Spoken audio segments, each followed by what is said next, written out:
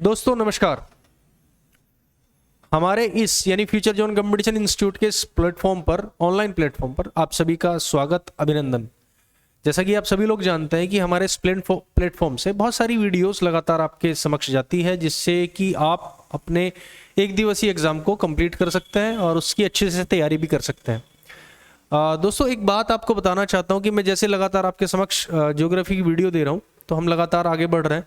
तो मैं आने वाली कुछ वीडियो में बहुत जल्द से जल्द आपका सिलेबस यानी पूरा करने की पूरी कोशिश करूंगा। तो शुरुआत करते हैं अपनी इस वीडियो में। गंगा रिवर सिस्टम जो है, जो था, हमने लास्ट टाइम जो वीडियो थी उसको तो हमने पूरा पढ़ लिया था। अब पूरा पढ़ लेते हैं अपनी ब्रह्मपुत्र नदी को। ब्रह्मपुत्र नदी कहाँ से, किसके साथ, क्या कौन सी सहायक नदी इसमें आती है, तो उसके बारे में थोड़ा सा अध्ययन कर लेते हैं। तो इसका ओरिजिन कहाँ से होता है देख लेते हैं एक बार। तिब्बत से होता है और चेमायुंगडुंग ग्लेशियर बोला जाता है, चेमायुंगडुंग ग्लेशियर।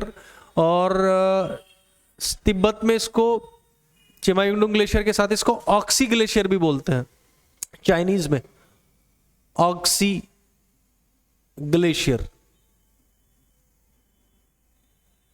ठीक है जी। और यारलुंग बोलते हैं इसको, सांगपो बोलते हैं इसको तिब्बत में सांगपो तो बोलते ही हैं इसको।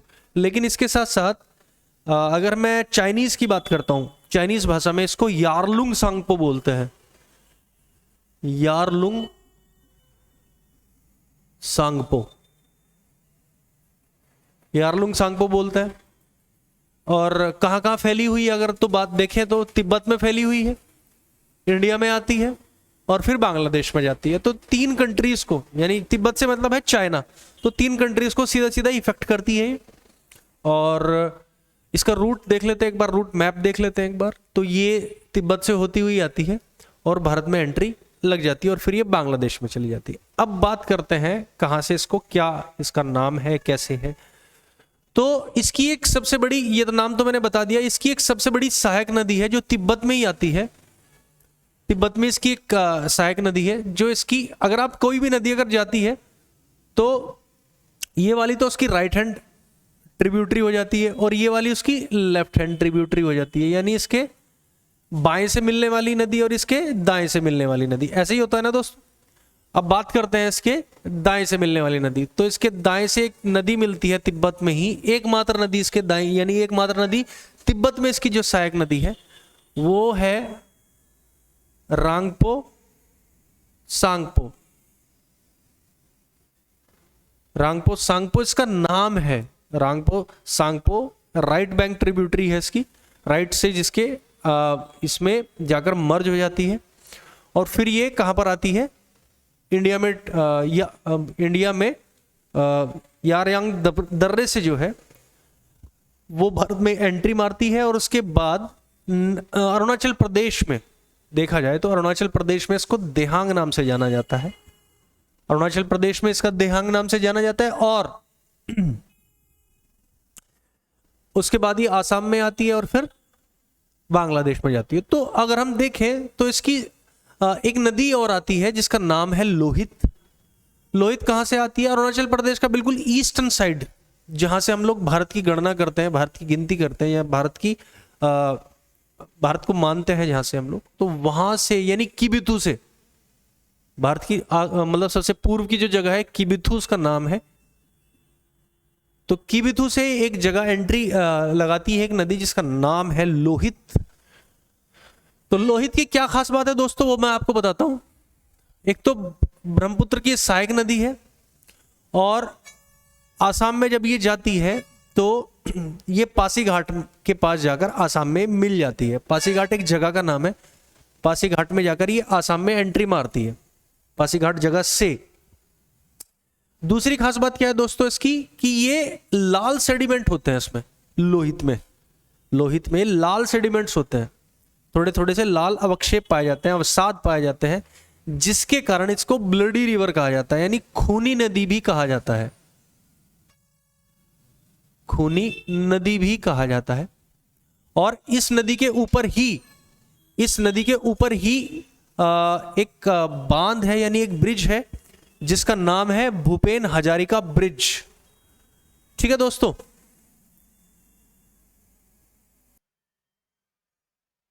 तो ब्लडी रिवर यानी खूनी नदी भी माना जाता है उसको, थोड़ा सा मतलब हल्का सा लाल रंग हो जाता है।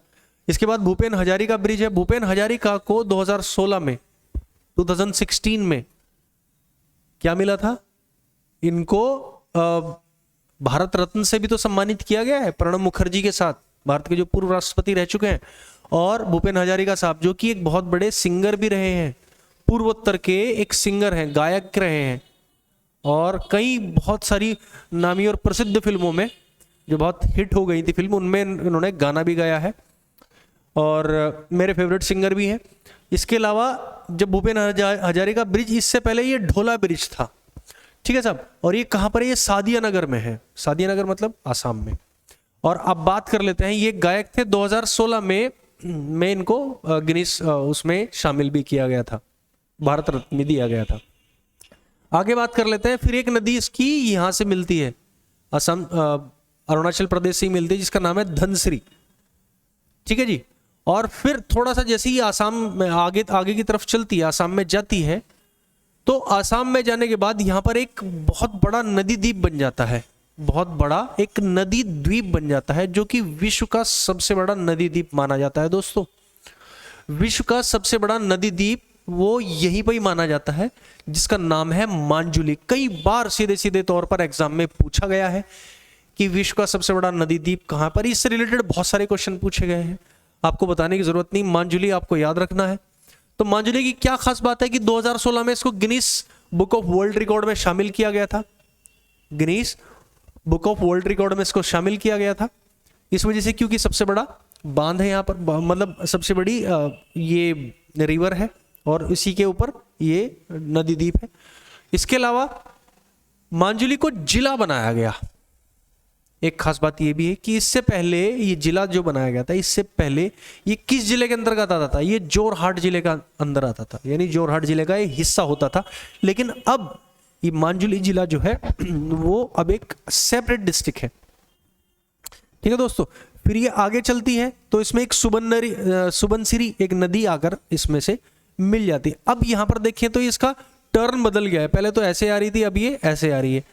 तो अब इसकी जो ट्रिब्यूटरी है वो सुबनसिरी आकर इससे राइट हैंड साइड से आकर मिल जाती है। और एक और नदी मानस, जो कि बहुत फेमस है, मानस जो क्षेत्र है वो एक नेशनल सेंचुरी से भी रिलेटेड है, तो वहां से भी आकर ये मिल जाती है मानस।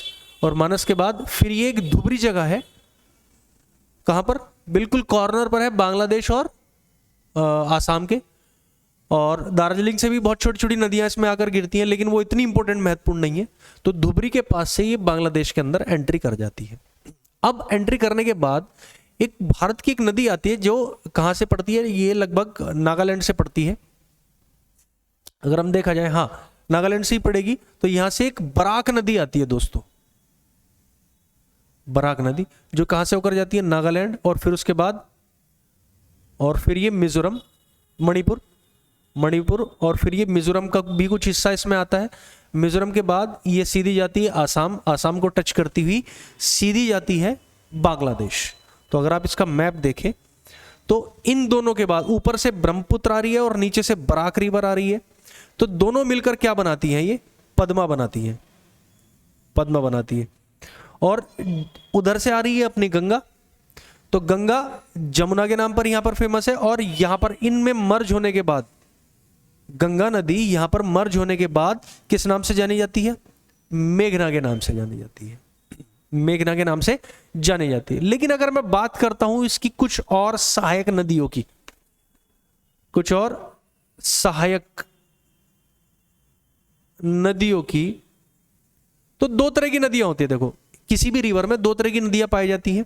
एक तो कौन कौन सी होगी, एक तो नॉर्थ बैंक ट्रिब्यूटरी होगी, यानी उसके नॉर्थ साइड से आकर मिलते दाएं से, और एक बाएं से, तो नॉर्थ बैंक, और एक ये साउथ बैंक, ठीक है जी। तो नॉर्थ बैंक से मिलने वाली नदियां एक कौन सी हो जाएगी, एक तो जियाधल हो जाएगी, जियाधल हो जाएगी। दूसरी कौन सी हो जाएगी? संकोश। संकोश। अब आप बोलोगे मैं ये नदियां क्यों लिखा रहा हूं? क्योंकि एग्जाम में पूछी जाती है कि कौन सी किसकी सहायक नदी है, तो हमें एक बार याद हो जाएगी हमारी ये नदियां। संकोश, संकोश के बाद सरलभंगा, सरलभंगा के बाद एक आती है चंपामती, चंपामती, और एक और आती है जिसका नाम है पगलादिया, मानस,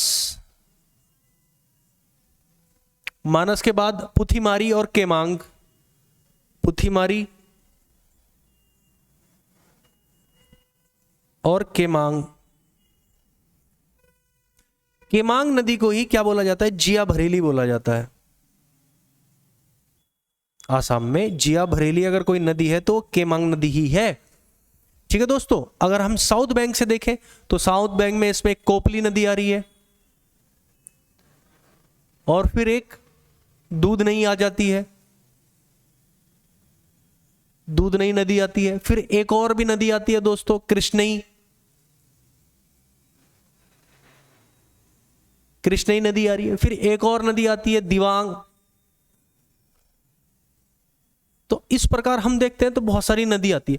तो इसमें से इंपॉर्टेंट कौन सी है? दिवांग, कोपली, दूधनई, जियाधल, संकोश, सरलभंगा और केमांग, मानस। तो ये नदी बहुत महत्वपूर्ण है।